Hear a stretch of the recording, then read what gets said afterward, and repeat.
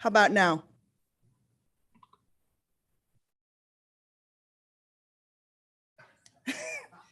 How do you, oh, do I need to share? Share, Screen, just hit, screen, you have to share. share. Oh, hang on. Don't look at, don't look at. Okay. Good evening. My name's Christine Tandler. I am the budget manager at the Highway District. This is almost the identical presentation that was given to the commission on March 23rd. So if you wanted to see any of those comments or any of that dialogue that happened with the commission, you are welcome to go back and view those there, but I will be going through them the same thing here. So we did talk mostly about revenue on March 23rd. These are our major revenue sources: property taxes, highway users fund, registration fees, and impact fees. Currently, property tax certification, as we currently understand it, still working through some of the potential new legislation.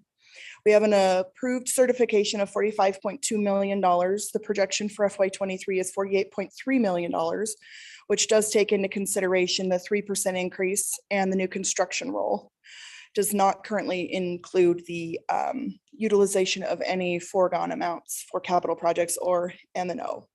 The video explaining assessment process through property tax calculations, that is available on YouTube. For the agenda on the 23rd of March, you'll be able to see that and receive that link. That's something that the Idaho Association of Assessors put together. It's very interesting if you want to learn the entire process of assessing properties all the way through the billing of those and how that works in the state of Idaho. Currently, for the Highway Users Fund, we're looking at $40.6 million.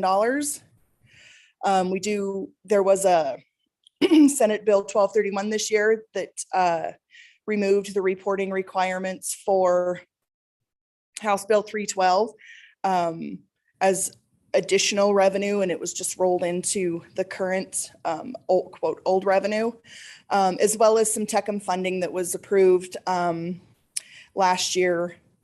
The current projections excuse me, the current projections for FY22 show that we could receive up to $5 million per year.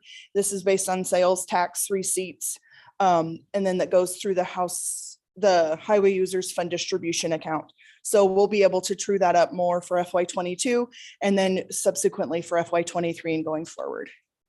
The registration fees are currently projected about $12 million.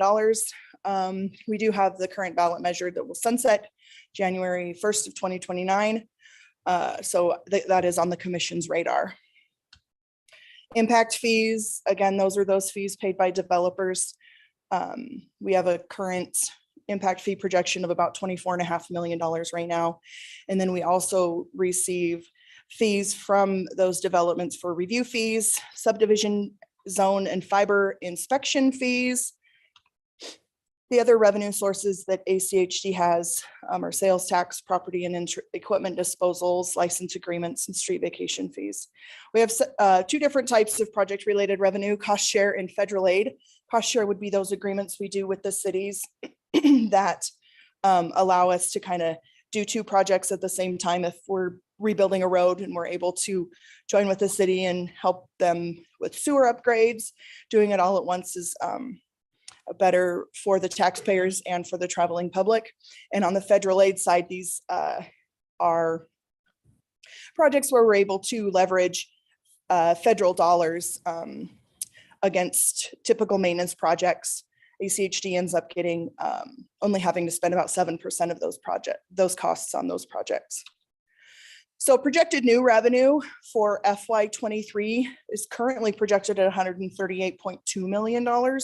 Again, there is a minor increase assumed for the House Bill 362 TECM funds, but again, these are early numbers.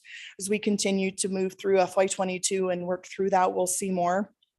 This does not include any carryover, rescheduled projects or the like that could come up as we begin to balance the budget.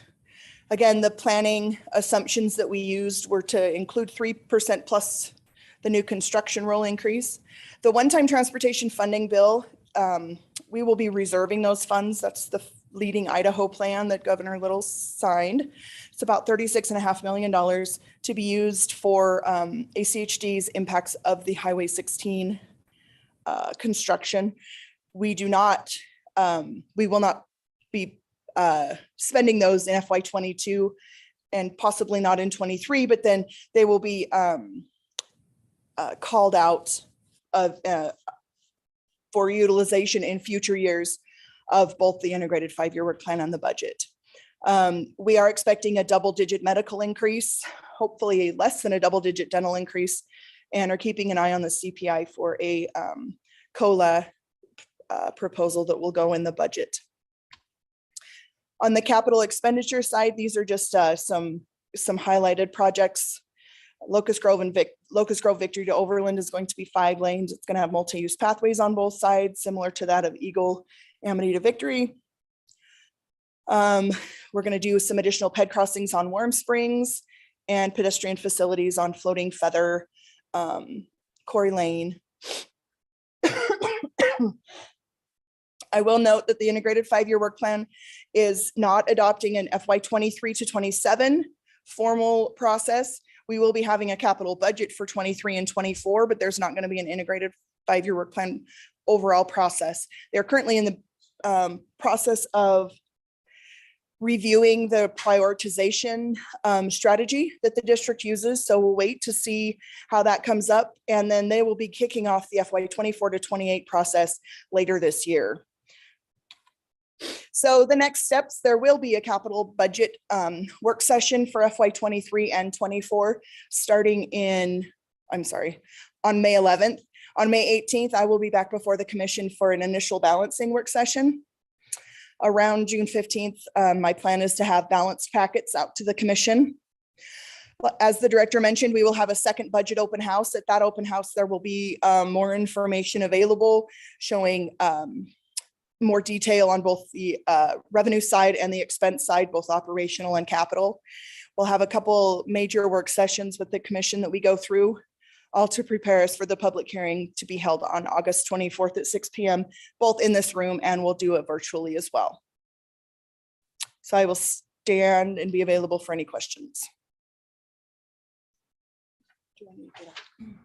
Christine, thank you again. As we stated, for those of you who are on the Zoom or the YouTube, if you could let Stacy know or what your question is, we'd be more than happy to answer it. For those in the audience, if you have any questions at all, the staff is here, and we'll be more than happy to answer any comments or questions or insights that you may have at this time. So with that, I want to thank you all for attending. And again, the lines are open, and staff's here ready to answer any questions you might have. Thank you.